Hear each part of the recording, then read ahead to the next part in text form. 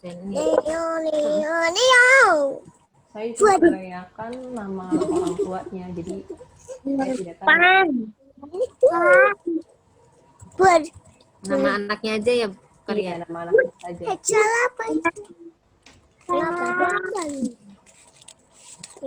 Enter ya. Boleh. Mata aku nggak kelihatan. Ada berapa? Pada anak usia dini, anak itu akan dilatih untuk berani melakukan sesuatu sendiri, seperti sekolah tidak boleh lagi ditunggui, ya nggak Bun? Jadi ketika anak-anak Bunda sudah dimasukkan ke sebuah lembaga pendidikan anak usia dini, dipercayakan saja kepada gurunya. Jadi pukul 7:30 sampai 12 siang itu masanya anak-anak itu untuk diasah Bunda, anak-anak untuk digodok, percaya saja kepada guru-gurunya. Nah, kemudian yang selanjutnya fungsi anak belajar dalam sebuah lembaga PAUD adalah anak siap menghadapi perkembangan di masa selanjutnya. Tadi ketika anak-anak anak-anak sudah harus masuk masa sekolah, maka dia akan semangat menghadapi masa sekolahnya. Itu. Jadi ketika dia sudah SD, anak itu akan berkata, aku sudah siap sekolah, Ma, aku jangan dianterin lagi, aku malu, aku sudah besar. Nah, itu adalah anak-anak yang diberikan stimulasi dan treatment yang tepat pada pendidikan di usia sebelumnya, yaitu melalui pendidikan dari pendidikan anak usia. Nah, oke Bunda. Lalu pertanyaannya, PAUD itu ngapain aja sih Bun? Nah, ternyata belajar di PAUD itu belajar dengan bermain yang bernilai edukatif. Nah, sebenarnya Bunda, belajar bermain bernilai edukatif ini itu fungsinya untuk menstimulasi aspek perkembangan anak.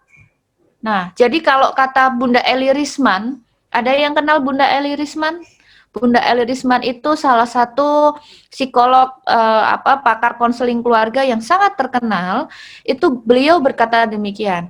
Anak pintar itu ada waktunya, tetapi anak itu harus bahagia. Maksudnya anak harus bahagia itu apa? Anak itu harus melakukan kegiatan sesuai dengan usia perkembangannya.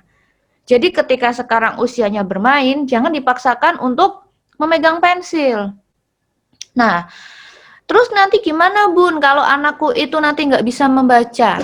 Anak yang distimulasi dengan baik, stimulasi lingkungannya baik, maka dia akan otomatis mengenal huruf Bunda. Ini contohnya Bunda, contohnya ya Bun, anak saya sekarang yang usia 3 tahun itu, saya tuh tidak begitu menyadari karena saya tidak merasa mengajari ya. Anak saya tuh di usia 2,5 tahun itu sudah mampu menghafal huruf A sampai Z, Bunda. Padahal kami sebagai orang tua tidak pernah spesifik untuk membelajarkan anak tentang huruf gitu loh Bun. Karena dia sering melihat huruf dari lingkungannya. Misalkan dia melihat huruf dari bungkus makanan. Ketika dia melihat huruf, biasanya saya iseng aja Bunda, saya bilang, ini huruf B, ini huruf A. Kemudian saya sering menyanyikan itu lagu-lagu anak yang yang temanya tuh tema bahasa. Misalkan A, B, C, D, E, F, G. Nah, ternyata dari situ Bunda, itu menarik perhatian anak Bunda. Nah, di lembaga PAUD, anak akan dikenalkan dengan kegiatan permainan edukatif yang tidak hanya menstimulasi kegiatan aspek perkembangan bahasanya. Jadi kalau berbicara tentang perkembangan bahasa itu berbicara tentang anak itu mendengar informasi, kemudian menyimak, kemudian anak anak untuk mengungkapkan pendapatnya, kemudian anak berkomunikasi dengan lingkungan. Itu adalah aspek dari perkembangan bahasa. Kalau aspek kognitif itu berbicara mengenai fungsi berpikir anak. Bagaimana anak itu mampu memecahkan masalah yang dia temui. Jadi Bunda, anak zaman sekarang itu Bunda harus diberikan keterampilan dalam rangka untuk problem solving. Jadi ketika anak menemukan masalah, maka dia mampu menemukan solusi dari permasalahan yang dia temui. Jadi si anak itu tidak mudah putus asa. Misalkan seperti ini. Hari ini hari ini misalkan Bu Guru sudah menginstruksikan, besok bawa pensil warna ya, besok kita akan ada kegiatan menggambar bebas. Nah, ada salah satu murid yang lupa membawa pensil warna. Anak-anak dengan stimulasi yang tepat, dia akan mampu menemukan solusi dari permasalahannya. Dia tidak akan menangis. Aduh bunda, aku nggak bawa pensil, dia menangis. Tetapi anak dengan stimulasi yang tepat, melalui pendidikan anak usia dini, dia mampu menemukan solusi dari masalah yang dihadapi. Aku nggak bawa pensil, dia akan berbicara kepada gurunya, bunda aku nggak bawa pensil. Aku boleh nggak pinjem pensil temanku misalkan, atau aku boleh nggak pinjem pensil dari pensil warna yang ada di meja Bu Guru. Itu adalah problem solving Bunda, salah satu bentuk problem solving atau pemecahan masalah yang bisa anak lakukan ketika anak itu mendapat stimulasi dan treatment yang tepat.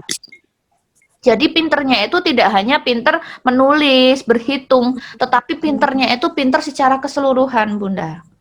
Nah, kemudian yang selanjutnya ada aspek emosional, ada sosial. Nah, melalui interaksi sosial dengan teman bermainnya, anak ini akan terlatih Bunda sosialnya. Yang di rumah sukanya menang sendiri, pokoknya aku, semua harus aku. Nah, di pendidikan anak usia dini, anak-anak akan dilatih, diajarkan bagaimana dia mampu berbagi. Bagaimana dia mampu mengendalikan emosinya. Ketika dia di rumah, ketika minta apa-apa marah sama mama, sama papa, sama ayah, bundanya, di sekolah dia akan berusaha mengerem. Aku malu kalau marah di sekolah, nanti Bu Guru nggak suka lagi sama aku. Nah, anak-anak kan berpikirnya simpel ya Bun. Aku malu marah di sekolah, nanti aku malu sama teman-teman. Kalau teman-teman nanti lihat aku marah-marah, terus nanti teman-teman nggak mau temenan lagi sama aku. Nah, anak itu cara berpikirnya itu cukup simpel Bunda. Jadi ketika kita memarahi anak itu belum mampu berpikir untuk aku dimarahi sama ayah bunda karena aku itu berbuat sesuatu hal yang tidak baik. Anak itu belum mampu berpikir seperti itu Bunda. Anak itu berpikirnya itu simpel. Aku dimarahin ayah bunda karena ayah bundaku itu galak. Nah, anak itu berpikirnya demikian Bunda. Tetapi melalui pendidikan anak usia dini, hal-hal yang demikian akan distimulasi dengan baik oleh Bapak Ibu guru di sekolah, kemudian mampu mematangkan aspek perkembangan sosial emosionalnya. Oke, yang selanjutnya adalah ada aspek moral dan spiritual. Nah, moral dan spiritual ini berkaitan erat dengan fungsi anak itu untuk mengenal ciptaan Tuhan. Bagaimana dia berinteraksi dengan baik dengan ciptaan Tuhan. Bagaimana anak itu memiliki akhlakul karimah. Bagaimana membentuk perilaku anak yang sesuai dengan ajaran agama. Bagaimana membentuk moral anak sesuai dengan tuntutan dan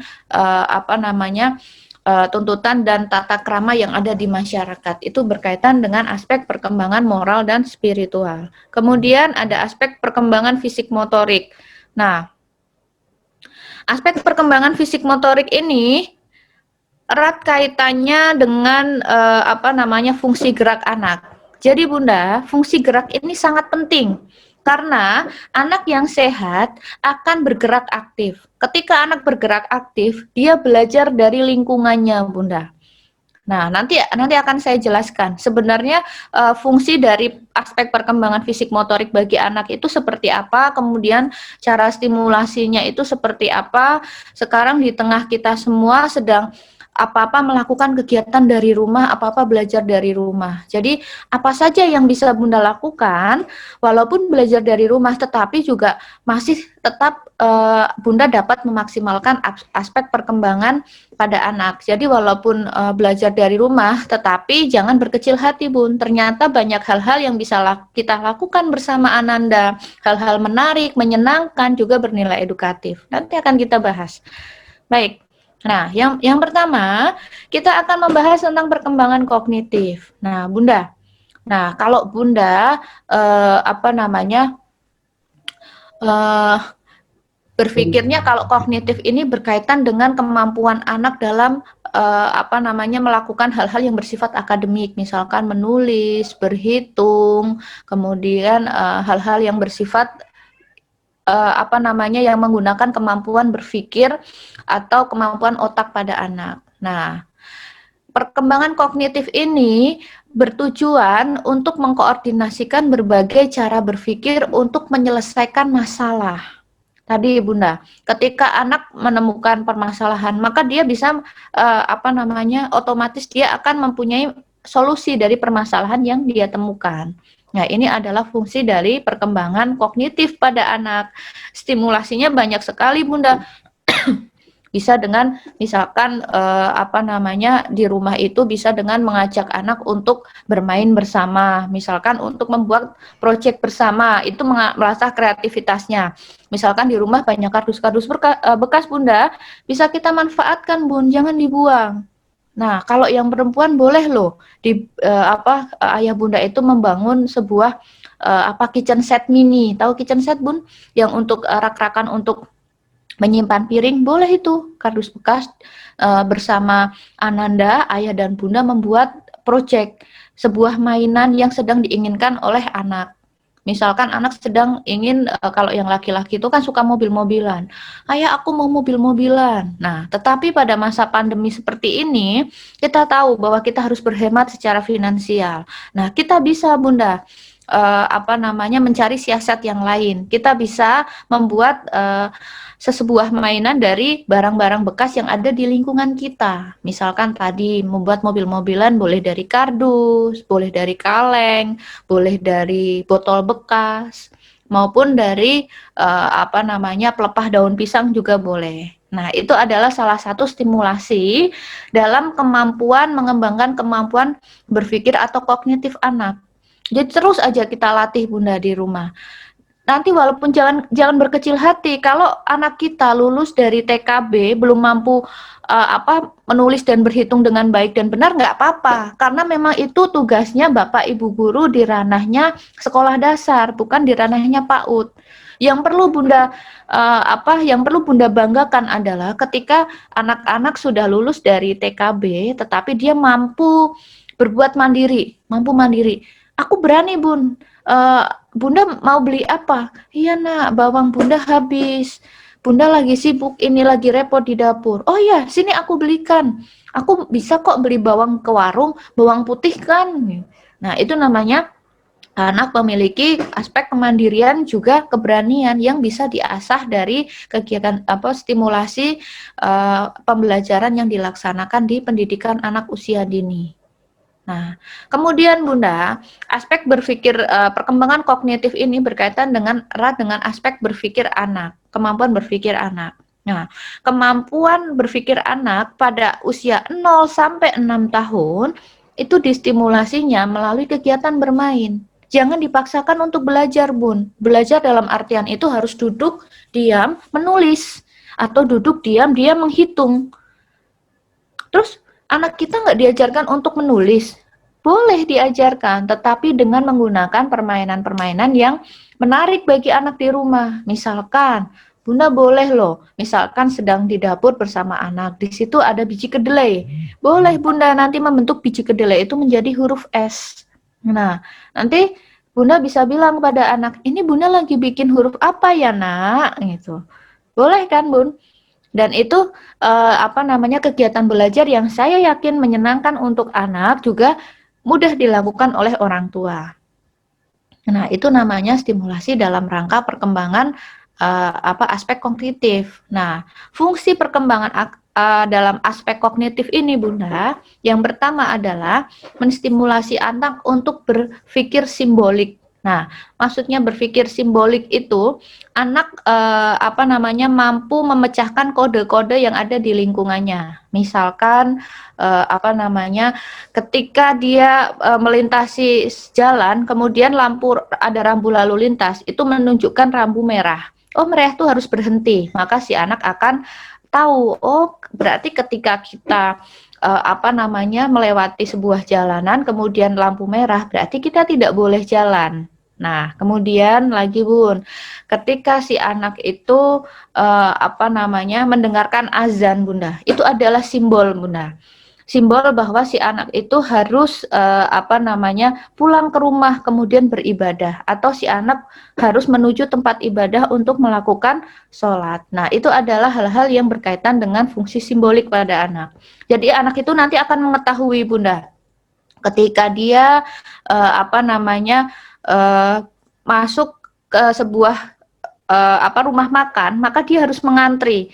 Nah, itu dilihat dari mana? Dari ada ada seperti jalur antrian. Oh, berarti anak harus mengantri di situ, tidak boleh menyela. Nah, itu adalah aspek-aspek berpikir simbolik yang bisa distimulasi untuk anak, dan itu bisa dilakukan oleh ayah bunda di rumah.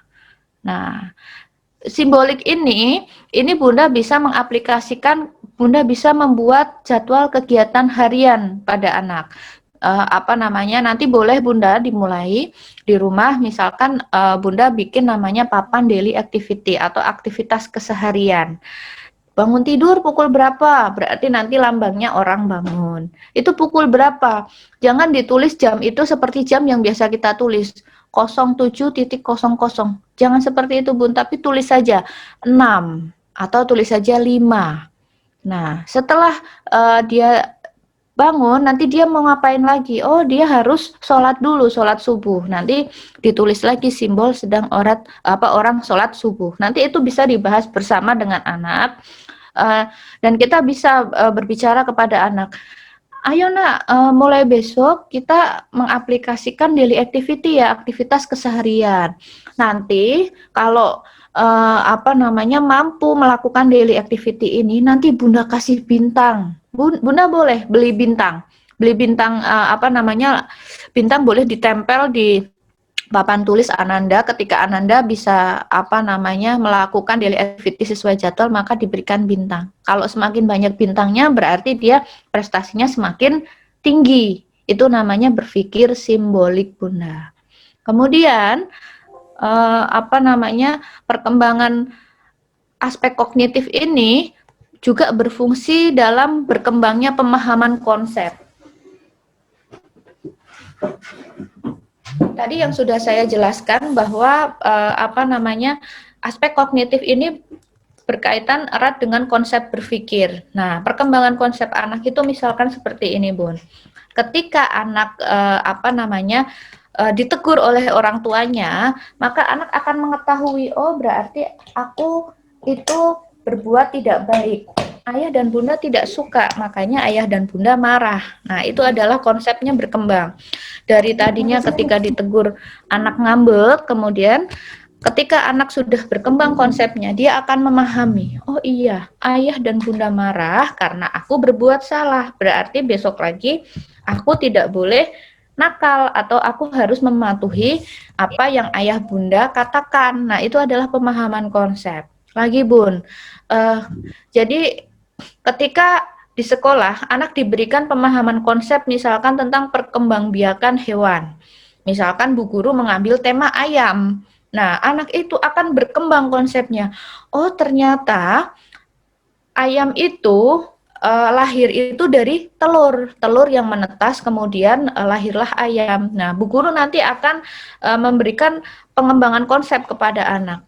Telur itu harus dierami oleh induknya. Kalau tidak dierami, nanti telurnya tidak bisa menetas. Nah, boleh juga telur yang dihasilkan oleh ayam, tidak semuanya ditetaskan, tetapi boleh telur itu dimanfaatkan oleh manusia menjadi makanan yang biasa dikonsumsi sehari-hari. Nah, itu namanya berkembangnya pemahaman konsep. Nah, konsep-konsep seperti ini, Bunda, bisa diletakkan dengan baik ketika Ananda menjalani pendidikan di pendidikan anak usia dini. Jadi aspek berpikir kognitifnya itu akan berkembang. Ketika aspek berpikir kognitifnya berkembang, maka pola pikirnya akan menjadi lebih matang. Nah, ini dampaknya apa, Bun? Anak itu ketika diberikan penjelasan, dia akan lebih mudah mencerna penjelasannya itu, Bunda. Jadi ketika Bunda ngomong, anak akan paham. Tetapi kalau anak nggak diberikan stimulasi, ketika Bunda mau ngomong, anak itu akan kebingungan. Itu Bundaku ngomong apa sih? aku nggak paham deh. Akhirnya dia akan bengong aja diem. Nanti akhirnya apa? Ayah dan bunda akan marah karena si anak diajak ngomong tetapi nggak nyambung gitu loh bun. Itu namanya berkembangnya pemahaman anak terhadap sebuah konsep. Dan itu bisa distimulasi melalui pendidikan anak usia dini dan bisa distimulasi dengan bantuan ayah dan bunda di rumah untuk melanjutkan pendidikan yang sudah diberikan oleh bapak ibu guru di sekolahnya. Nanti bisa di follow up atau dilanjutkan di rumah. Fungsinya untuk apa, Bun? Agar perkembangan anak itu menjadi semakin matang. Gitu, Bun. Kemudian perkembangan kognitif ini merupakan puncak dari perkembangan berbicara dan bahasa, Bunda. Nah, ketika kognitif anak berkembang, maka jangan salahkan anak kalau dia itu cerewet, banyak nanya. Mama, ih kenapa sih mama itu nggak sholat, kan nggak sholat itu dosa. Nah, pernah nggak anak berkata demikian? Ya, ih mama kenapa sih mama itu sukanya marah-marah gitu kan? Nah, nanti anak akan banyak pertanyaan-pertanyaan yang akan dilontarkan kepada kita. Jangan marah, Bun. Karena apa? Itu tandanya bahwa perkembangan kognitif atau fungsi berpikir anak itu berkembang dengan baik. Kalau anak justru yang nggak banyak bertanya, itu justru harus kita khawatirkan. Ih, kenapa sih anakku nggak banyak nanya, nggak banyak keponya? Anak yang kepo itu berarti anak yang pinter, Bunda. Tetapi keponya itu harus kita arahkan, gitu loh. Harus kita arahkan itu sesuai dengan usia perkembangannya. Misalkan keponya ngepoin artis. Bun, itu apa sih artis itu, jangan seperti itu, Bun. Tapi arahkan kepada hal-hal keinginan tahuan anak itu yang membangun kemampuan berpikir anak. Jangan dia ingin tahunya itu di luar hal-hal yang tidak semestinya dia ketahui. Nanti kita sebagai orang tua harus mengarahkan, Bunda. Nah, kemudian meningkatnya kemampuan mengingat. Tadi, Bunda, anak itu kalau diperbahasakan itu betul kata orang tua, seperti pisau. Semakin pisau itu diasah, semakin anak itu diberikan treatment dan stimulasi, maka kemampuan mengingatnya juga akan meningkat, Bunda. Sama seperti pisau. Kalau didiamkan, lama-lama dia itu akan tumpul, Bunda, karena tidak pernah dipergunakan. Atau ketika pisau itu dipergunakan dengan hal yang tidak semestinya, misalkan pisau buat ngiris batu, ya nggak akan bisa gitu loh, Bun. Atau misalkan pisau kecil buat ngiris daging. Nah, nanti dia akan kalah, Bunda. Karena permukaan yang dia yang dia mau belah itu jauh lebih keras. Nah, itulah anak, Bunda. Ketika pengembangan dilakukan, stimulasinya dilakukan dengan jalan yang tidak tepat, itu nanti bisa mengakibatkan cedera pada anak. Nah, cedera itu apa? Misalkan anak di usia sekarang usianya masih 4 tahun, tetapi dipaksakan harus bisa membaca. Nah, nanti akan cedera, Bunda. Akhirnya dia akan membenci kegiatan belajarnya itu, bukan menyenangi. Aku nggak suka belajar, karena belajar itu memaksa. Aku nggak suka belajar, karena belajar itu susah. Aku nggak suka belajar, karena belajar itu bikin aku dimarahi. Nah, itu yang namanya kita mencederai pemahaman anak tentang kegiatan belajar. Tetapi ketika kita memasukkan anak di pendidikan anak usia dini, kita guru-guru PAUD itu akan menstimulasi perkembangan anak melalui kegiatan bermain yang menyenangkan dan harapannya menumbuhkan kecintaan anak terhadap belajar. Gitu loh, Bun. Contohnya gini, Bun. Kegiatan matematika permulaan. Matematika itu, Bunda, ketika kita meletakkan dasar kepada anak itu tidak dengan menghafal, menghitung, itu tidak, Bunda. Tetapi dengan kegiatan misalkan menyusun balok dari yang paling kecil menjadi paling besar.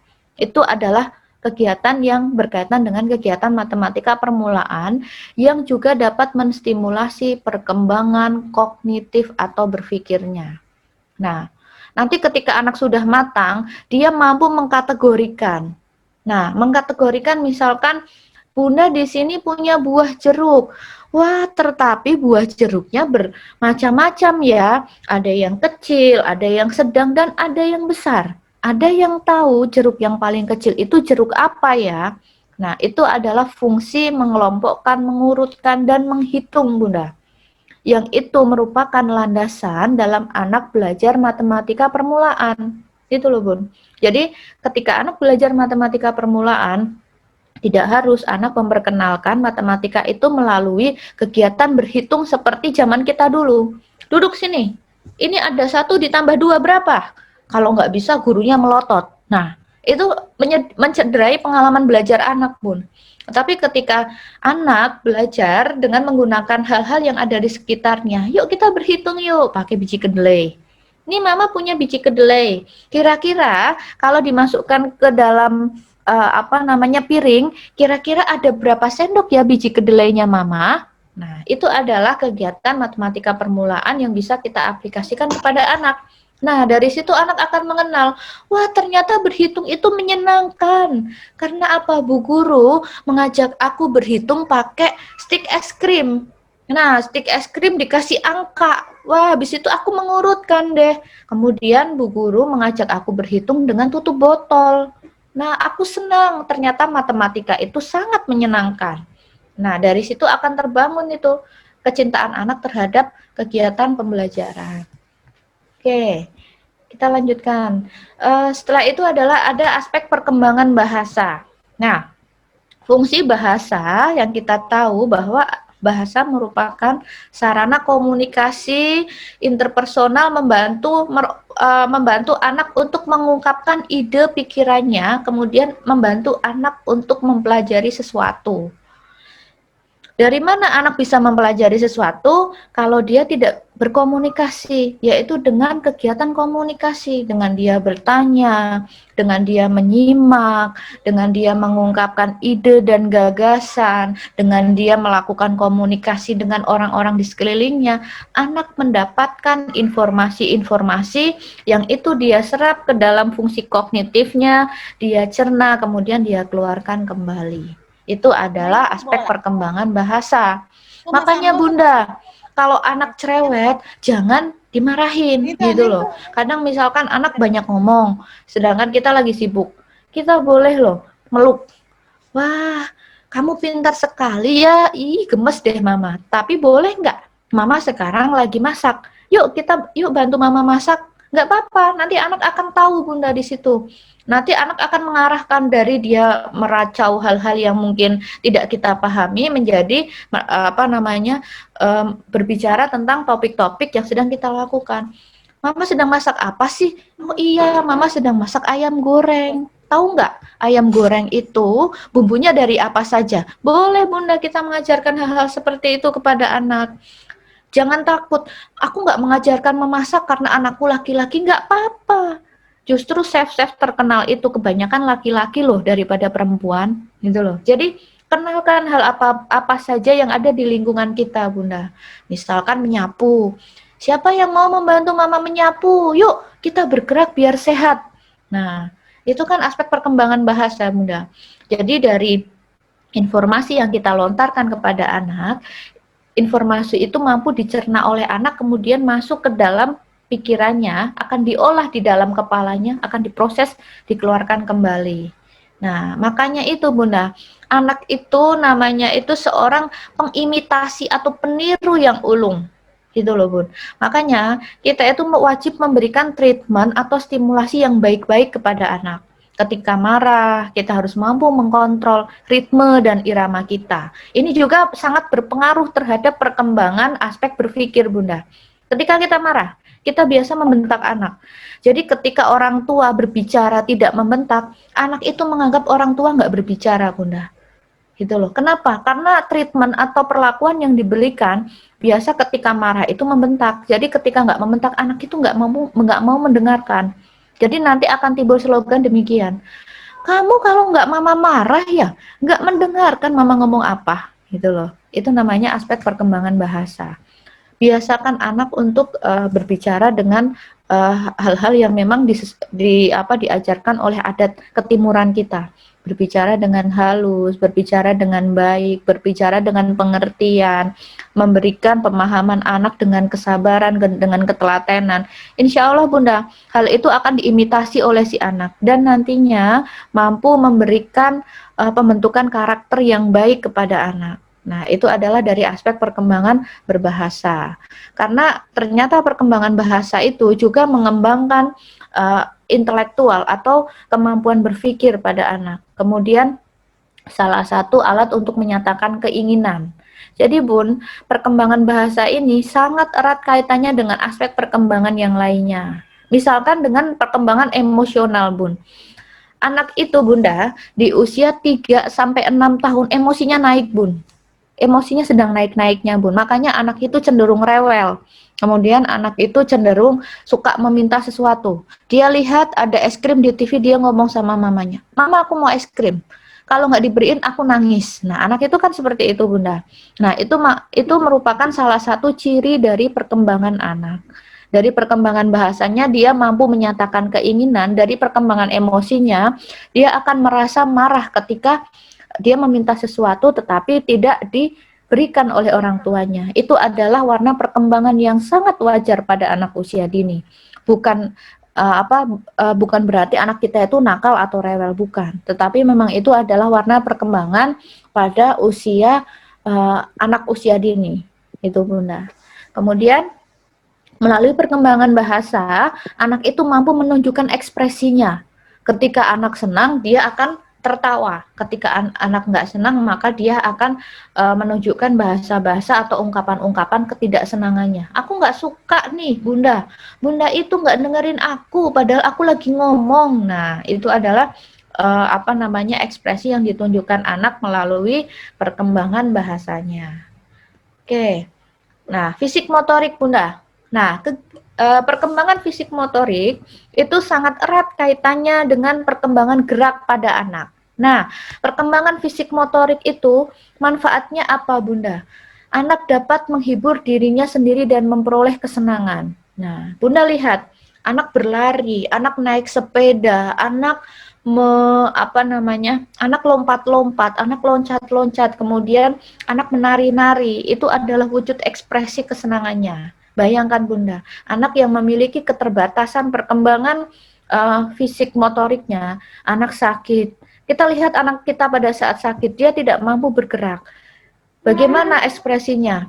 Dia akan menunjukkan ekspresi yang sedih, dia menunjukkan ekspresi yang tidak berdaya. Makanya Bunda, kita sebagai orang tua harus mampu membuang kekhawatiran kita. Mendingan anakku di dalam rumah aman, nonton TV, main gadget, daripada di luar rumah. Dia nanti main jatuh, berdarah, aduh, ketabrak motor, aduh, dia hilang, aduh. Jangan kekhawatiran seperti itu memang sangatlah wajar Bunda, dialami oleh orang tua. Tetapi kita harus ingat bahwa perkembangan motorik bisa distimulasi dengan baik ketika anak itu bermain dengan teman-temannya. Maka silahkan berikan hak anak untuk bermain. Silahkan nak bermain. Tetapi hati-hati ya, ketika ada motor, maka kamu buru-buru menepi. Ketika ada teman kamu yang main sepeda kenceng-kenceng, kamu jangan di tengah jalan, nanti bisa tertabrak. Nah, biarkan anak itu untuk berkembang. Karena apa? Perkembangan motorik merupakan indikator anak itu sehat. Indikator anak sehat itu Bunda, ketika dia mampu bergerak dengan aktif, dia mampu terlihat senang, terlihat bahagia, itu adalah indikator anak sehat. Kemudian perkembangan motorik itu menunjang aktivitas bermain dan bergaul dengan teman sebayanya. Kemudian perkembangan motorik itu sangat penting bagi perkembangan kepribadian anak. Kenapa? Perkembangan motorik itu dikaitkan dengan perkembangan kepribadian. Iya, ketika dia bermain bersama teman-temannya, dia itu hakikatnya sedang melakukan fungsi sosialnya. Dia tahu nantinya dia akan tahu tata tertib atau tata krama ketika dia bergaul dengan teman sebayanya. Oh, berarti kalau aku bergaul dengan teman sebayaku, aku tuh nggak boleh nakal. Aku harus menjaga sikap. Nah, aku nggak boleh menang sendiri, aku nggak boleh egois. Aku harus mau berbagi. Aku harus mau mengenal aturan. Nah, misalkan anak makan, kemudian ada temannya yang minta, dia nggak boleh nggak ngasih. Aku nggak mau, ini kan makananku, gitu loh. Suatu ketika ada temannya makan, dia nggak boleh minta, dia akan memahami itu Bunda, dari kegiatan bergaul dengan sebayanya. Oh iya, ketika aku punya sesuatu, berarti aku harus mau berbagi. Ketika aku nggak berbagi, nanti temanku nggak mau berbagi. Itu adalah salah satu indikator bagi perkembangan kepribadian juga merupakan indikator dari perkembangan karakter pada anak usia dini. Kemudian ketika anak bergerak bebas, ketika anak bermain, itu adalah salah satu sarana anak dalam menunjang rasa percaya dirinya. Bayangkan saja Bunda, ketika anak kakinya sakit, dia tidak bisa bermain. Nah, kemudian teman-temannya bermain, maka dia akan merasa kecil hati.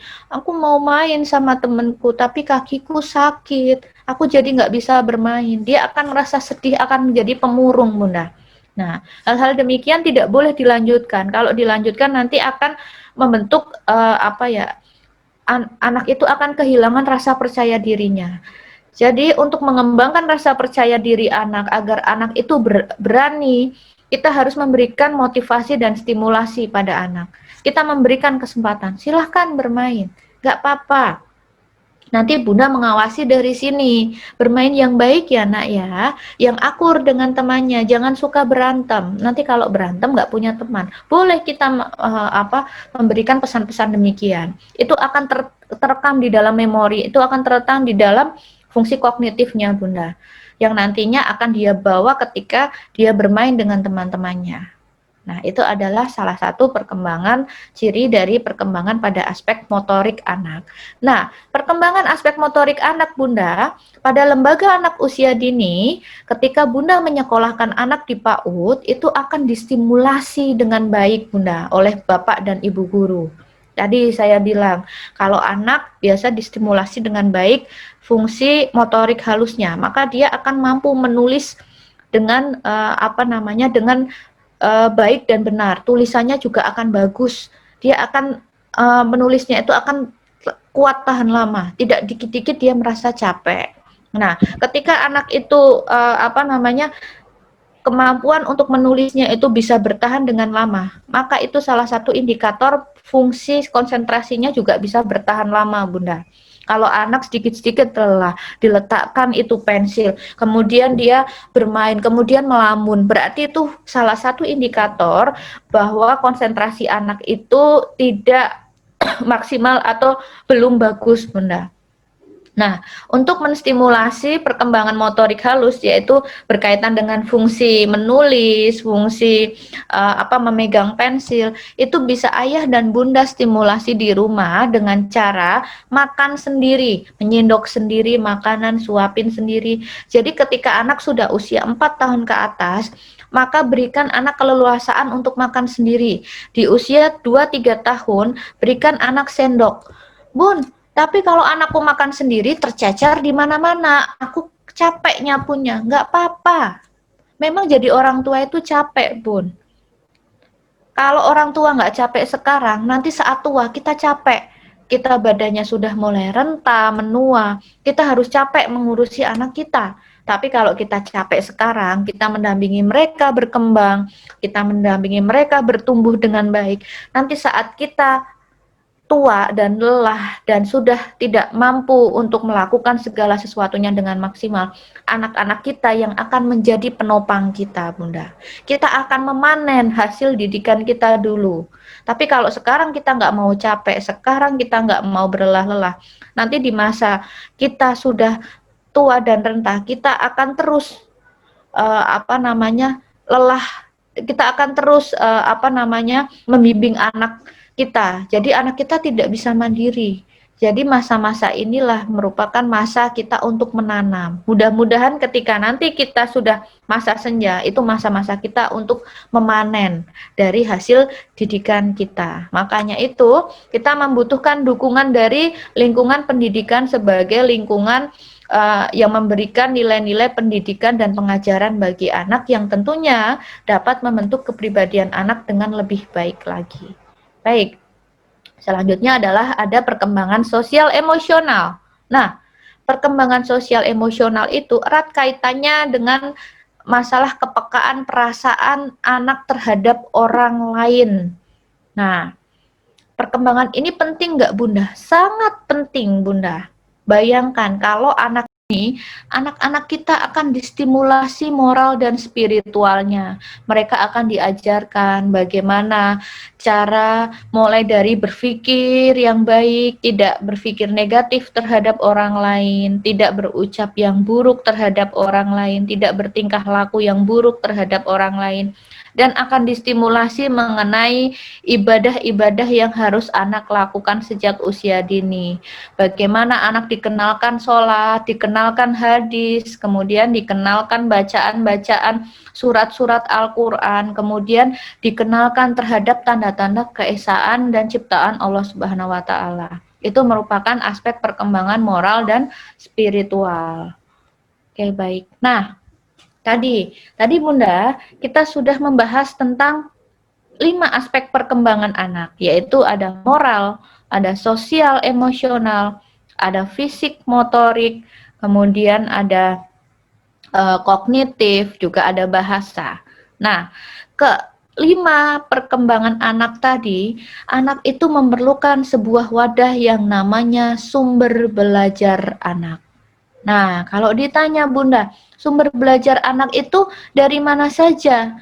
Ternyata sumber belajar anak itu terdiri dari 3 lingkungan, yaitu keluarga, lingkungan sosial anak, yaitu teman sebaya, teman bermain di rumahnya, kemudian yang selanjutnya adalah lingkungan sekolah. Nah, pertanyaannya, dari ketiga sumber belajar ini, kalau ada salah satu yang hilang, misalkan misalkan lingkungan ini nggak kita berikan kepada anak, anakku nggak usah main lah sama teman sebayanya nakal-nakal, nggak usah lah anak bermain, biarin aja dia di rumah. Nah, ketika ada salah satu sumber belajar ini yang hilang Bunda, itu akan mengakibatkan pertumbuhan dan perkembangan anak menjadi tidak maksimal. Tadi Bunda. Nah, pertanyaannya adalah,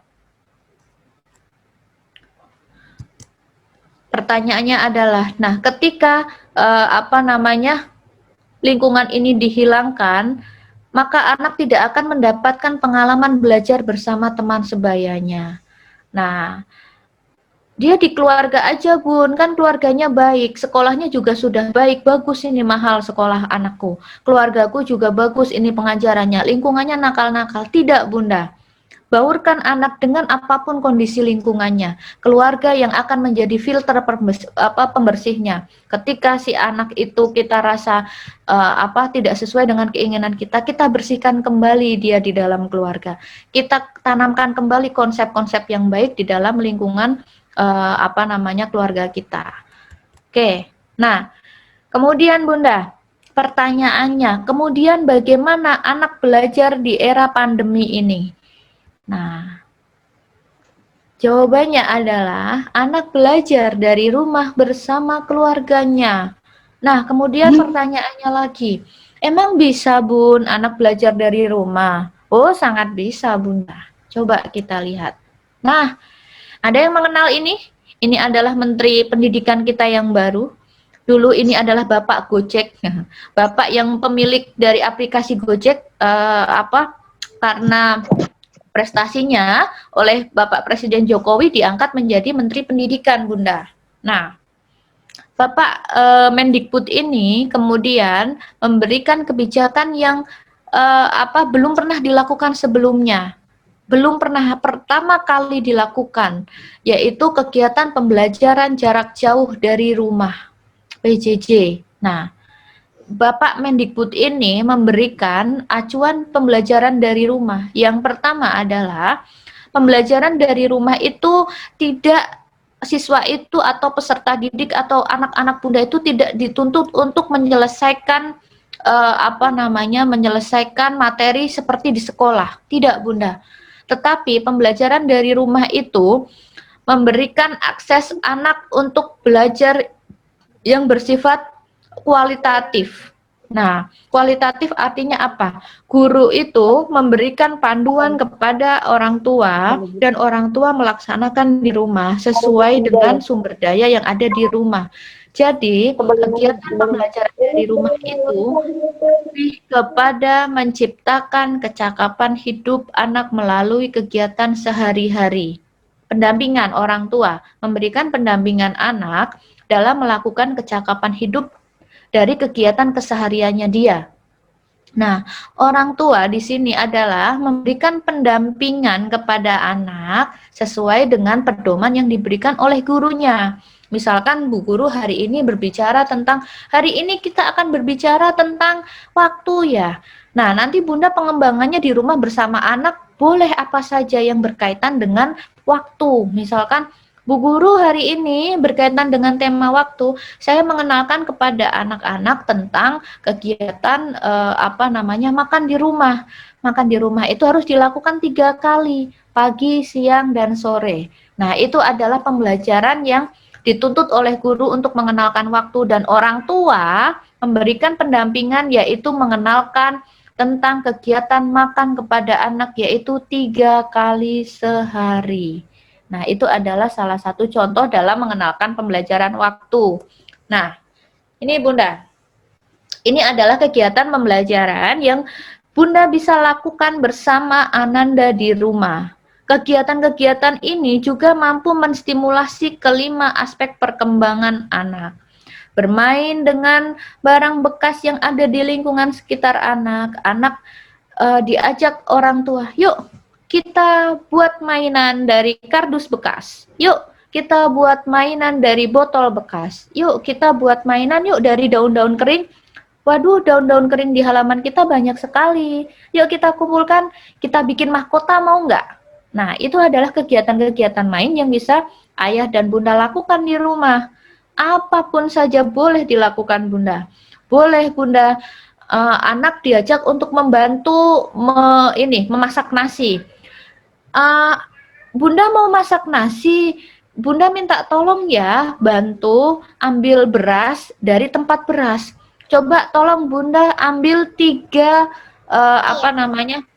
mangkuk beras untuk kita masak, untuk kita makan bersama siang nanti. Nah, anak diminta itu Bun, ambil beras menggunakan mangkuk. Dihitung ya nak, 1, 2, 3. Nah, di situ kan nanti dari anak menghitung jumlah beras itu, kemudian anak diminta untuk mencuci beras. Anak senang sekali itu Bun. Minta anak untuk mencuci beras. Nggak apa-apa kalau nggak bersih, nanti boleh kita ulangi kembali, nggak masalah Bunda.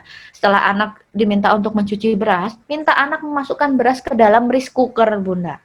Atau penanak nasinya. Nah, kemudian kita berikan penjelasan kepada anak. Jangan hanya kita melakukan, tetapi juga kita berikan penjelasan. Ini kita sudah bersih, cuci bersih. Nah, setelah cuci bersih beras, kemudian masukkan beras ke dalam rice cooker. Kemudian tuang air, nak, sesuai dengan batasnya. Boleh Bunda caranya menuang beras dan air itu boleh. Nih, sebatas jari, 1 ruas jari ini.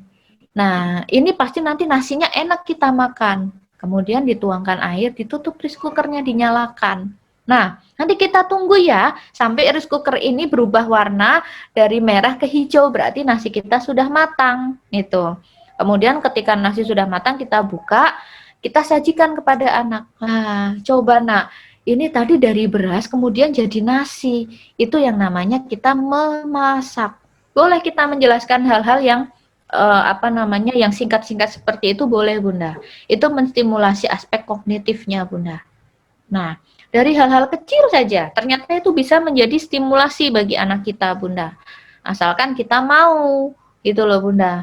Nah, makanya saya sangat berharap, Bunda, yuk kita stimulasi sama perkembangan anak kita agar menjadi maksimal. Nggak apa-apa, jangan berkecil hati, Bunda, pandemi nih, kita nggak bisa ngapa-ngapain kata siapa. Kita bisa berbuat banyak untuk anak-anak kita. Libatkan anak dalam kegiatan keseharian kita. Bantu anak, libatkan anak untuk membantu kita bersih-bersih rumah, mencuci piring, olahraga.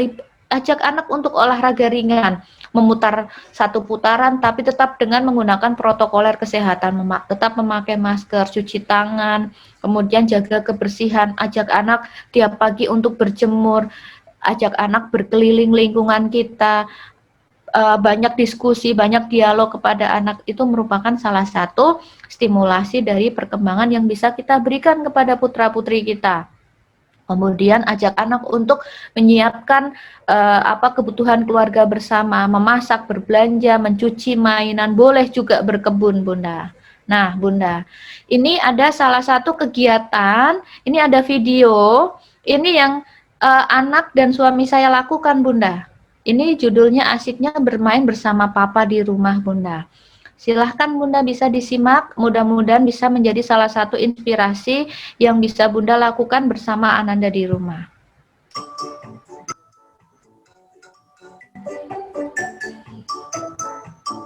Nah, ini adalah olahraga ringan Bunda, yaitu main motorik Bunda.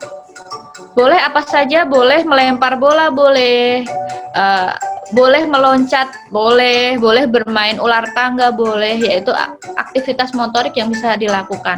Nah, bermain kuda-kudaan itu anak sangat senang, Bunda.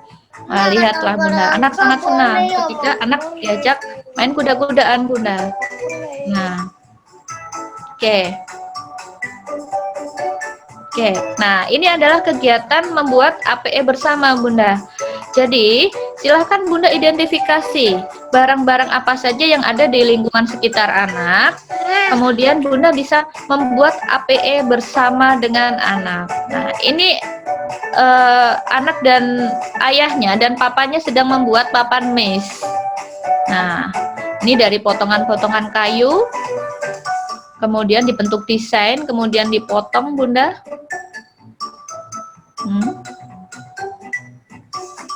Oke.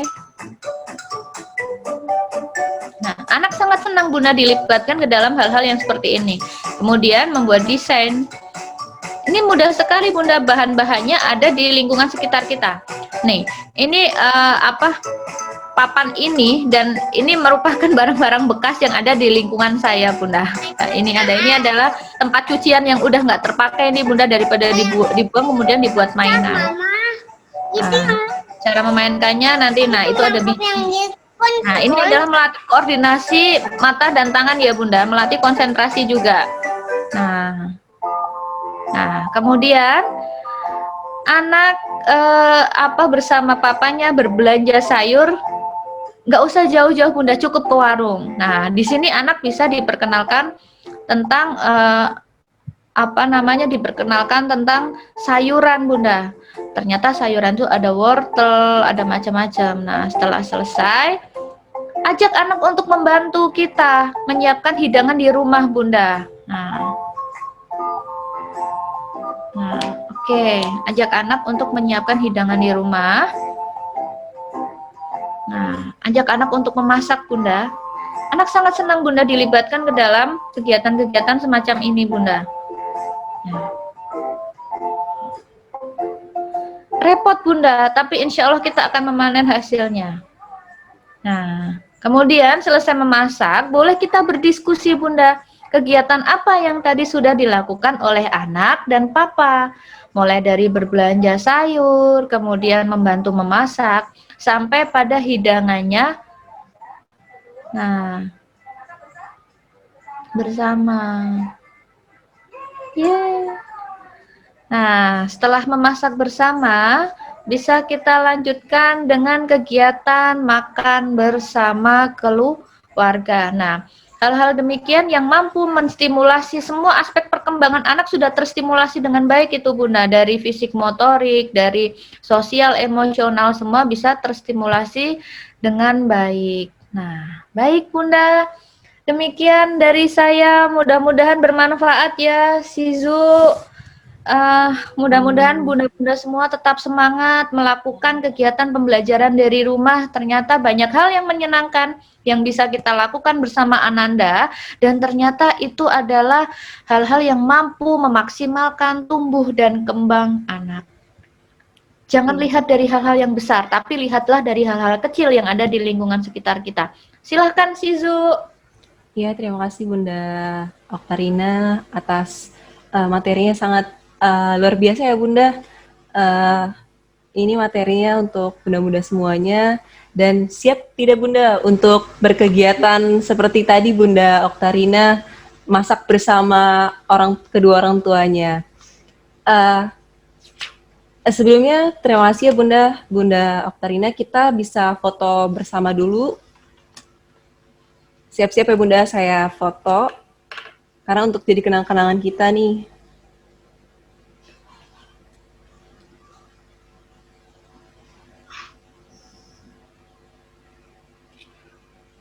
Satu, dua, tiga. Oke, sekali lagi. Satu, dua, tiga. Oke, terima kasih banyak Bunda atas perhatiannya. Dan Bunda Oktarina, terima kasih banyak atas waktunya. Saya langsung saja karena ini memang waktunya terbatas karena nanti akan otomatis mati sendiri. Dan tadi saya juga mohon maaf apabila tadi ada kesalahan teknis tiba-tiba mati sendiri karena memang suatu kendala ya kita tidak tahu gitu. Iya, oke, terima kasih Bunda Oktarina. Boleh kalau memang ada boleh meninggalkan ruangan ini kalau memang ada ini. Oke. Baik Bunda, selamat berkegiatan bersama Ananda di rumah. Tetap semangat, jaga kesehatan. Kita berdoa bersama semoga pandemi ini cepat berakhir. Amin. Tetap semangat berkegiatan dengan Ananda di rumah. Semoga apa yang kita lakukan menjadi salah satu investasi bagi putra-putri kita. Baik Bunda, saya akhiri. Assalamualaikum warahmatullahi wabarakatuh. Waalaikumsalam warahmatullahi wabarakatuh. Terima kasih Bunda. Iya, terima kasih Bunda Oktarina. Ya, gimana Bunda-Bunda semuanya? Luar biasa ya materinya. Ini hanya jadi materinya ini dikhususkan untuk orang tua ya. Maaf ya Bunda, tadinya saya mau langsung sama anaknya, tapi Bunda Oktarina memang luar biasa kesibukannya. Jadi ini juga pagi-pagi banget gitu. Setelah Zoom ini Bunda Oktarina langsung akan ada sidang lagi di universitas.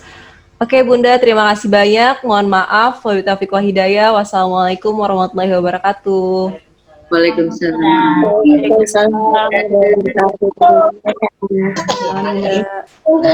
kasih Bunda. Lebih enakan di dalam. Mudahan. Iya Bunda. Mudahan Kak Karya. Sudah Bunda. Bunda juga. Masuk lagi ya Bun. Iya. Iya, Karya. Terima kasih ya Bunda semuanya. Nanti untuk pengumumannya akan dibayarkan. Dadah Karya. Dadah Karya. Terima kasih banyak ya Bunda. Assalamualaikum Karya. Gitu deh. Dadah. Dadah.